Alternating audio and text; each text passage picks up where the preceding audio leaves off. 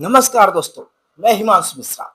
आज हम बात करने वाले हैं नेपाल के अंदर चल रही उथल-पुथल पर। एक कहावत कही गई है और हमारे देश के जो युवा नेता हैं, वो लिखते हैं सोशल मीडिया पर, जिधर जवानी चलती है, उधर पूरा कारवां चलता है। कुछ ऐसा ही हुआ नेपाल में, हमारे पड़ोसी देश नेपाल में, जिधर जवानी चली, जिधर युवाओं का हुजूम चला, उधर ही पूरा कारवां पलट गया। जी हाँ, आप सही सुन रहे हैं। नेपाल के अंदर जो इस समय आप देख रहे हैं, सब कुछ बदला-बदला सा आ रहा है।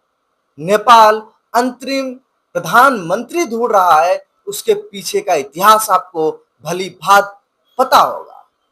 आइए हम जानते हैं कि वो 10 बड़े कारण क्या, जो नेपाल के अंदर अस्थिरता पैदा कर दिया। क्या बांग्लादेश हो, क्या श्रीलंका हो, और अब नेपाल जो अस्थिरता के दौर से गुजर रहा है। कुछ लोग कह रहे हैं कि नेपाल हिंदू राष्ट्र बनना फिर से चाहता है। नेपाल लोकतंत्र मंजूर नहीं करता, नेपाल राजतंत्र की तरफ जाना चाहता है। तो क्या ये बात सच है? इस बात में कितनी सच्चाई है, आप हमारे साथ जानिए। हम आपको बताने जा रहे हैं वो 10 बड़े मुद्दे, जिस पर नेपाल के अंदर एक आंदोलन छिड़ गया। पहली जो शर्त है नेपाल के अंदर आंदोलन की, वो ये है कि नेपाल के अंदर सोशल मीडिया से बैन हटाओ। नेपाल के युवा सोशल मीडिया पर रील्स बनाने के लिए सोशल मीडिया बैन का विरोध नहीं कर रहे। नेपाल के अंदर जो व्याप्त भ्रष्टाचार, जो व्याप्त बेरोजगारी है, और नेपाल के अंदर जो एक षड्यंत्र चल रहा है नेपाल को एक कम्युनिस्ट राष्ट्र बनाने की ओर, उसको नेपाल के जो जेन जेड हैं वो मंजूर नहीं कर रहे हैं। वो ओली शर्मा की सरकार को हिला के रख दिया, तख्ता पलट कर दिया। आइए हम जानते हैं वो मुद्दे कौन कौन से हैं। देखिए, पहले मुद्दे जो है हमारे, क्या सच में नेपाल के अंदर जो कुछ हो रहा है वो सोशल मीडिया बैन को लेकर हो रहा है? क्या नेपाल के अंदर भ्रष्टाचार चरम पर है? क्या नेपाल के अंदर गरीबी चरम पर है? क्या नेपाल के अंदर जो राजनेता हैं और उनके जो बेटे लोग हैं, वो गरीब का पैसा लूटकर विदेशों में ऐश कर रहे हैं? ये भी बड़े मुद्दे हैं जो जेन जेड के प्रदर्शनकारी हैं वो कह रहे हैं। क्या नेपाल के अंदर बेरोजगारी, शिक्षा, नेपाल के अंदर बेरोजगारी, अशिक्षा, ये सब चरम पर है? बहुत बड़े मुद्दे हैं। आखिर जेन जेड ने संसद भवन, प्रधानमंत्री आवास, राष्ट्रपति भवन, ये सब क्यों जलाया? जेन जेड ने वित्त मंत्री, देश के पूर्व प्रधानमंत्री की पत्नी को घर में कैद करके क्यों जलाया? वित्त मंत्री को दौड़ा दौड़ा के क्यों मारा? आखिर क्यों? ये बड़े प्रश्न है। आखिर सब्र का बांध कैसे टूटा? क्या एक दिन में सोशल मीडिया बैन का सरकार सोशल मीडिया 26 ऐप पर बैन लगाती है? क्या उसके बाद सिर्फ एक दिन में संभव हो सकता है क्या? नहीं, क्योंकि ओली शर्मा की जो सरकार थी वो कम्युनिस्ट की सरकार, जो चीन पोषित सरकार थी, और नेपाल की जनता नहीं चाहती थी कि नेपाल का जो राजनेता हो, नेपाल का जो प्रधानमंत्री हो, नेपाल का जो प्रतिनिधित्व करता हो, वो चीन की गोदी में जाए। नेपाल की जनता जानती है कि भारत और नेपाल के बीच रोटी और बेटी का रिश्ता रहा।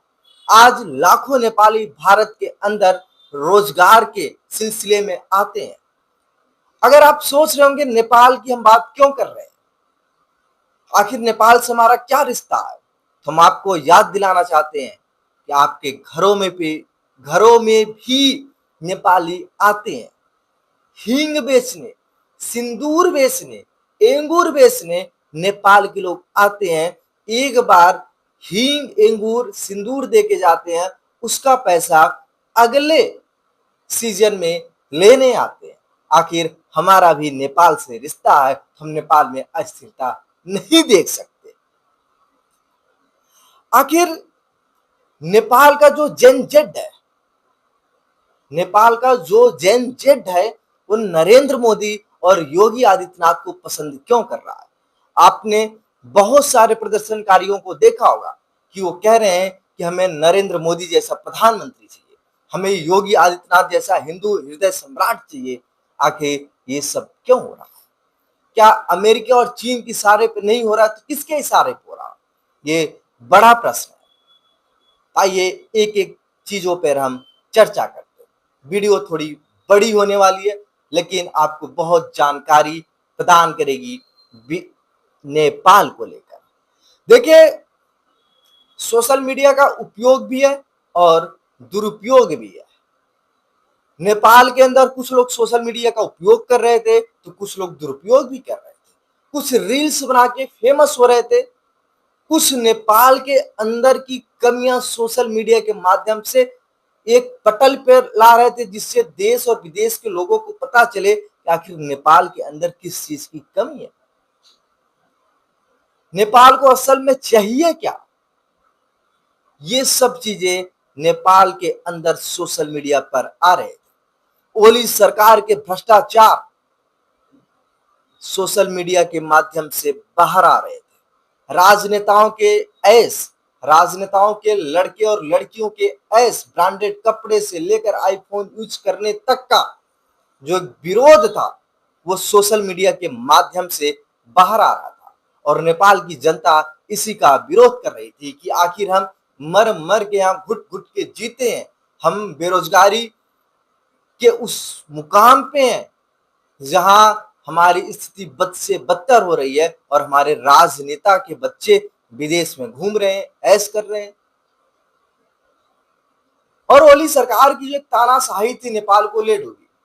ओली लगातार भारत विरोधी बयान देते थे, हिंदू विरोधी बयान देते थे। वो कभी कहते थे कि भगवान राम काल्पनिक है, और नेपाल की जनता इन सबको बर्दाश्त ज्यादा दिन नहीं कर पाई। नेपाल का युवा चाहता है कि जिस तरीके से भारत से और दूसरे देश लगातार आगे बढ़ रहे हैं, उसी तरीके से नेपाल भी आगे बढ़े, लेकिन ओली को ये मंजूर नहीं था। सोशल मीडिया के माध्यम से ओली के खिलाफ विरोध की आवाज गूंज रही थी, और ये बात ओली को पता था कि आने वाले कुछ समय में कुछ ना कुछ ऐसा होने वाला है। वो चाहते थे कि नेपाल की जनता की जो आवाज है वो किसी के सामने ना आए, किसी देश के पास ना जाए, इसीलिए उन्होंने सोशल मीडिया पे बैन लगा दिया। नेपाल यूं ही नहीं जला, मैं आपको बार बार कह रहा हूं, नेपाल यूं ही नहीं जला। नेपाल के जो जेन जेड थे, उन्होंने देश की संसद, राष्ट्रपति भवन, प्रधानमंत्री आवास, पूर्व प्रधानमंत्री की पत्नी, पूर्व प्रधानमंत्री, वित्त मंत्री, गृह मंत्री जितने थे, उनको बुरी तरीके से क्यों सताया। नेपाल के लोग ये संदेश देना चाहते थे, युवा संदेश देना चाहते थे कि अब जो सरकार बनेगी वो हिंदुओं की सरकार बनेगी, संविधान हिंदुओं वाला होगा। कोई भी प्रधानमंत्री बनेगा, कोई भी राष्ट्रपति बनेगा, कोई भी वित्त मंत्री बनेगा, गृह मंत्री बनेगा, तो ऐश मौज नहीं करेगा, बल्कि नेपाल के हितों को ध्यान में रखेगा, तभी वो देश में रहेगा। और ये जेन जेड ने संदेश दे दिया है, क्योंकि जो मंत्री थे, प्रधानमंत्री थे, अपने ऐश में, अपने अहम में थे, जो नेपाल की जनता बर्दाश्त नहीं की। और जेन जेड ने पूरी तरीके से माहौल बदल दिया, जज्बात बदल दिया, और नेपाल को एक सशक्त हिंदू राष्ट्र बनने की तरफ अग्रसर कर रही है। नेपाल के जेन जेड युवाओं की मांग है कि 2 महीने के अंदर नया संविधान बने, और वो संविधान हिंदुओं के तर्ज पर हो, हिंदुत्व के तर्ज पर हो। और नेपाल के अंदर आपको जानकर हैरानी होगी, नेपाल के अंदर प्रधानमंत्री नरेंद्र मोदी की डिमांड बहुत तेज है, और नेपाल की युवा चाहते हैं कि जो प्रधानमंत्री बने उसका भारत के साथ संबंध बहुत अच्छा हो, भारत के साथ दुश्मनी वाले संबंध ना हो, जैसे ओली ने किया था। नेपाल के अंदर बीते सालों में 10 सालों में 9 प्रधानमंत्री नेपाल ने देखे। अस्थिरता का माहौल रहा, रोजगार, शिक्षा पर को किसी ने बात ही नहीं की और इसी को लेकर नेपाल की जनता उग्र हो गई और एक जनजेट आंदोलन दिया और बालेंद्र शाह, सुशीला जैसे नेताओं का उदय होता है और उन नेताओं का उदय होता है जो भारत के साथ उनके रिश्ते मजबूत है, जो भारत के पक्ष में काम करते हैं। नेपाल का जनजेट कह रहा है अगर भारत के साथ ओली के रिश्ते मजबूत हो, अगर भारत के साथ नेपाल के रिश्ते मजबूत हो तो नेपाल के अंदर कभी अस्थिरता नहीं आएगी। यही सब कारण है जो मैं आपको बता रहा हूं, जो नेपाल में अस्थिरता पैदा कर। नमस्कार, चैनल को कर लीजिए सब्सक्राइब। अगर बात सही लगी हो कमेंट में जो मन आए कमेंट में लिख दीजिए और चैनल को सब्सक्राइब कर दीजिए। धन्यवाद।